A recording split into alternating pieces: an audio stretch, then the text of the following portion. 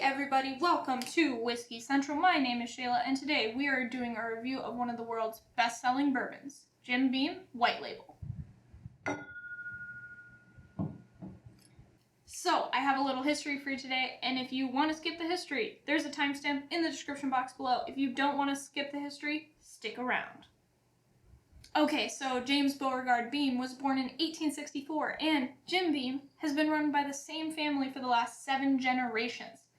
Their mash bill has stayed the same for 219 years, and their yeast strain has stayed the same for 75 years. They were also one of the first companies to use column stills, and they also were one of the first to use charred oak barrels to age their bourbon in.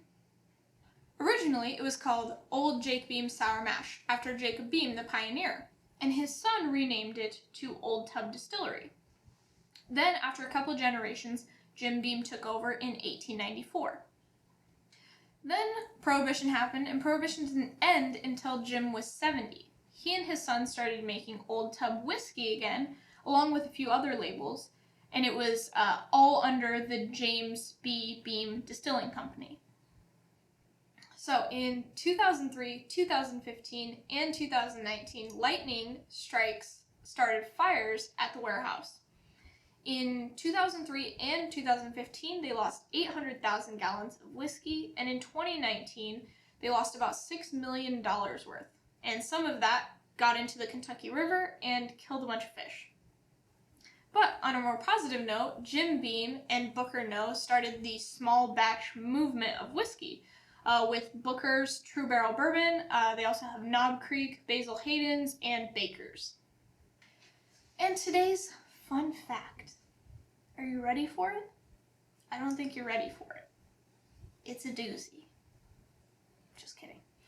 So, Fred Noe, the 7th generation master distiller, actually keeps a jar of yeast in his fridge, just in case something happens at the warehouse. They still have that same yeast strain. And this was actually a tradition that was started with Jim Beam himself. He did it, and all the other generations have as well. So, let's get into the details of this whiskey. So, in 2014, this was bought out by Suntory. Yes, that Suntory from the Lost in Translation movie. Yeah. So, it's now called Beam Suntory. Their headquarters are in Osaka, Japan, but this stuff is made in Claremont, Kentucky.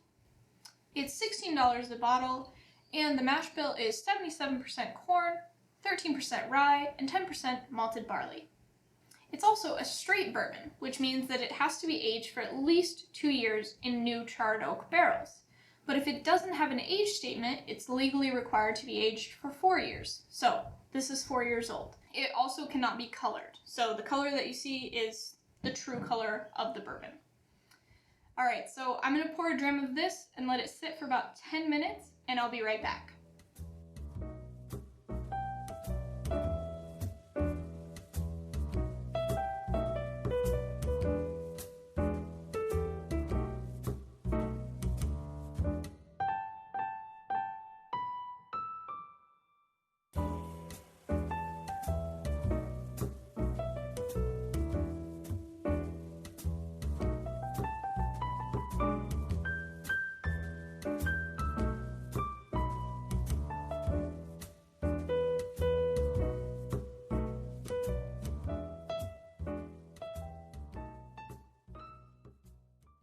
Alright guys, I'm back. I've let this sit for about 10 minutes, which helps just kind of take the alcohol off of the nose.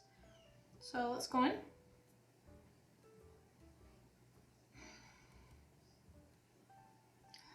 So there's caramel, more caramel than vanilla on this one, I think.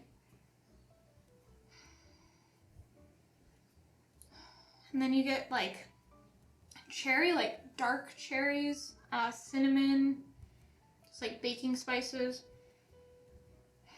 And there's a lot of nuttiness, like almost like peanut. There's also this like faint smell of like a bucket, like a plastic bucket. Mostly like the nutty and cherry and all that, but there's a little bit of bucket back in there. I can smell anyway. Alright, cheers guys.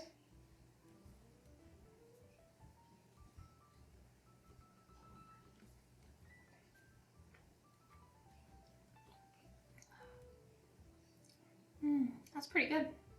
So there's cinnamon, and then you get a lot of nuttiness. You don't really get the cherry like you did in the, I get a little bit, but you don't get it as much on the palate as you did on the nose. No bucket taste, so that's good. It's got a pretty decent mouthfeel. It's like, there's a little bit of spiciness, like a little bit of pepper spiciness on kind of like the front of the palate. And I think there's a little bit of leather kind of on the back palate. As it's finishing, the leather kind of develops on the back palate. The one thing I will say is that this is pretty watery. It's 40% ABV, but it almost doesn't feel like it. Like Jack Daniel's had a lot of kind of, not a lot of punch, but more punch than this.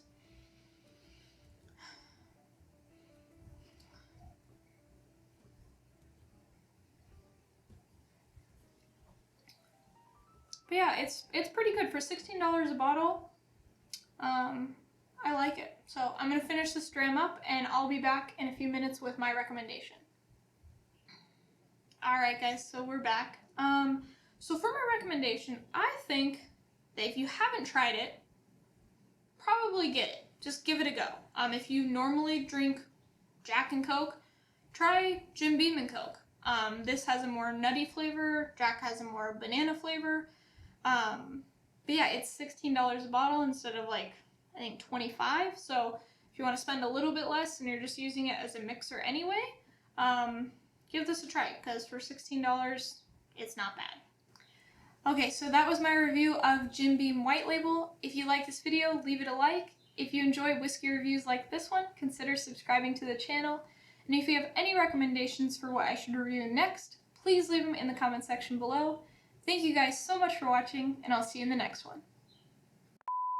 And the mash bill is 77% corn, 13% rye, and 10% malted barley. Damn it! I almost had it. And started fires. Damn dog. There used to be distilling house. That's not called a distilling house. Warehouse, you dummy.